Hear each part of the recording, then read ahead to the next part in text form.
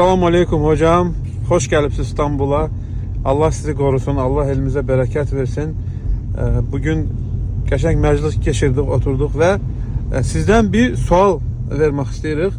Son zamanlarda internette din adına danışanlar çoxalıbdı ve adi sıravi kardeşler sorurlar ki bu din adına danışanların içinde hansıdır hoca, hansıdır alim, hansıdır hakiki ilim tələbəsi ve bu mövzuda ne diyebilirsin? Biz bunları nasıl ayırabiliriz? Bismillah, elhamdülillah, ve salatu ve selamu ala Resulullah ve ba'd. Öncelikle Allah razı olsun sizden de. Bugün geçen bir meclis geçirdik. Bu arada da yolu mənə tərif elə, tamam. Sağa dönəcəklər, tamam. Deməli, keçmiş dönemlərə nisbətən indi durum çox vahimdir, çox bərbaddır. Keçmiş dönemdə belə hər adam kim gəldi, ətrafına adam toplaya bilmirdi və yaxud da səsini din nəsihəti adı altında istədiyi yerə çatdıra bilmirdi. Çünki insanlar bir dindən danışdığı zaman önce onu araştırarlardı. Kimdir, nəçidir, bu bunun əhlidir mi, əhli deyil mi? Ondan sonra insanlar karar verə bilər sağ tərəfə. İndi maalesef önüne çıkan başına papaq geyinir. Ne bileyim, hoca, müəllim paltarı geyinir. Önüne bir mikrofondan falan koyur. Bismillah. Başlayır hocalıq eləməyə. İnsanlar da ne edir? Adeten dini bilgileri az olan toplumda, coğrafiyada yaşayırıq deyə insanların çoxu dini təhsilli olmadığı üçün elə 2-3 ayət əzbərləyən oldu. Biraz dindən belə danışıq qabiliyyəti olan oldu. Papaq taxtılarsa falan filan. Hemen biraz da danışıq qabiliyyəti oldusa hemen elm əhlidir, dalına düşürlər. Və əhli olmayan insanların dalına düşəndə də bunlar böyük cinayətlər törədirlər. Çünki dinin adı ilə əhli danışmayanda o zaman müsəlmanlar parçalanır, insanlar zəlalətə gedir. Ondan sonra daha çirkini İslam yanlış anlatılır insanlara ve bu da bir çoxlarının əslində dindən, imandan uzaq düşməyinə səbəb olur. Qısacası elm əhli deyir ki, bax fətva verənlər, elm əhlinin daşıması lazım olan sifətləri var. O vəsfləri var. O vəsflərə sahib olmayan insanlar elm adamları və yaxud da müftü sayılmaz. Bir xütbə verə bilən, bir mövzuyu hazırlayıb danışa bilən və yaxud da bir məsciddə imam olan adamlar o demək deyil ki, bunlar elm adamlarıdır, bunlar fətva adamlarıdır, bunlar yönetimlərdir, bunlar alimlərdir. Bunu öncelikle qarışdırmamaq lazımdır. Birincisi, kardeş, bir müftü, bir gerçek elm tələbəsi, alim kitab və sünnəni mütəməkkin şəkildə bilməlidir. Ne demek kitab və sünnəni?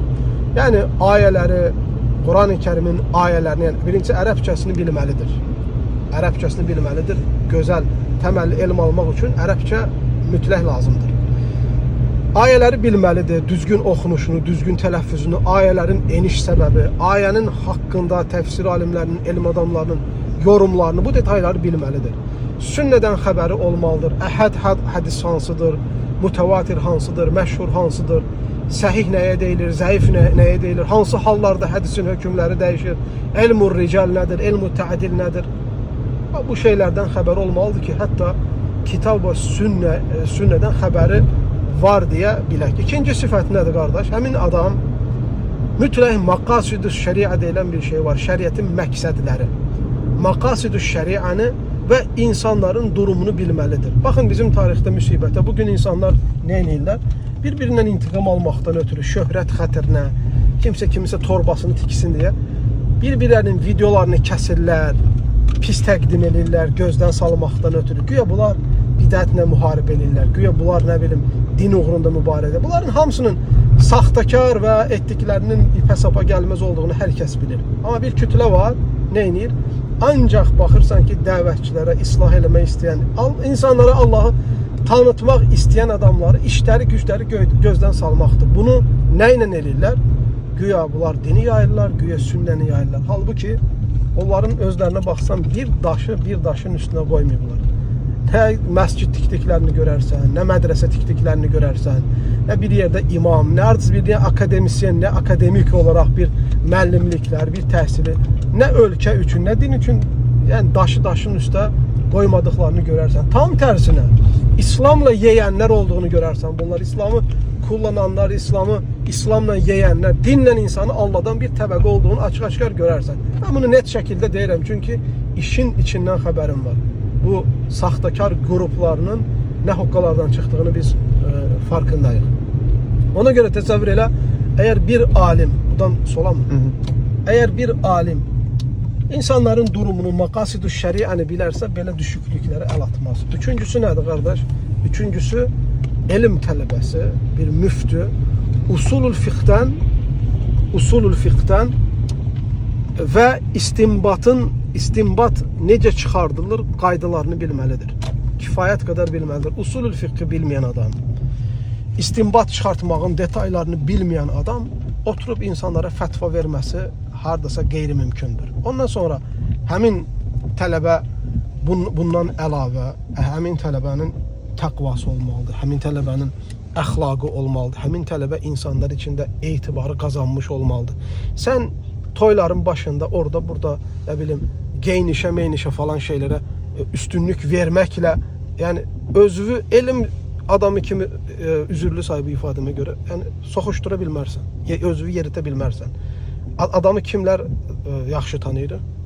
Ən çox bir adamla 10 il, 20 il həyat keçirirsən, ətrafındakı insanlar var, elm tələbələrinin içindəsən. Səni yaxşı tanıyan insanlar, əgər sənin illər boyu yanındadılarsa, illər boyu, sən hardasa burada bu əlamətlərdən də sənin dürüstlüyün adar. Genel olaraq mən qardaşlara onu tövsiyə edə bilərdim ki, hər xütbə verən elm tələbəsi deyil. Hər papaq taxan, kamerayı önünə qoyan, şeyx paltar geyinən elm tələbəsi deyil. Həsən el-Basri rahmehullah buyurur ki, Leysəl imanu bit-təhalli və la bit-təmənni velakin ma vaqara fil-qalbi və saddaqahul amal. İman ümumiyyətlə paltardan və yaxud da arzulamaqdan, təmənni etməkdən ibarət deyil. O, insanın qəlbində yerləşən və əməllərin təsdiq elədiyi amillərdir. Ona görə bir adam mən elmliyəm, papaq geyindi, şeyx paltarı geyindi, kamera qoydu, bir iki ayət oxumağı bacardı falan filan, bu həmən o adamın elm tələbəsi olmağını dəlalət eləmir bu.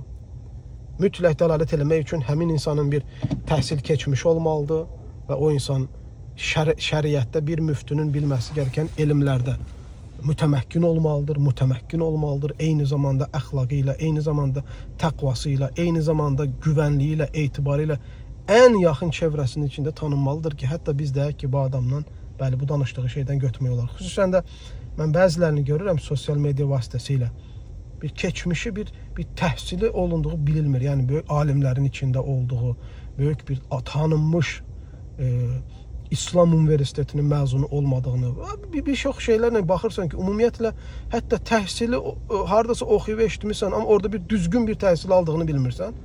Amma oturar kameranın önündə elə bir vaiz ver, elə danışar ki, sanki bu adam ümmətin böyük heyənin alimlərindən, böyük alimlərdəndir. Bu adam ümmətin masri, yəni ümmətlə ilgili fətva vermək cəsarətində belə bulunur.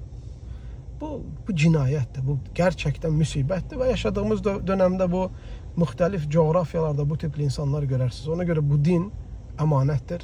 İmam İbn Sirin və başqa alimlər deyir ki, bu elm sənin dinindir. Bax, bunu hardan götürürsən?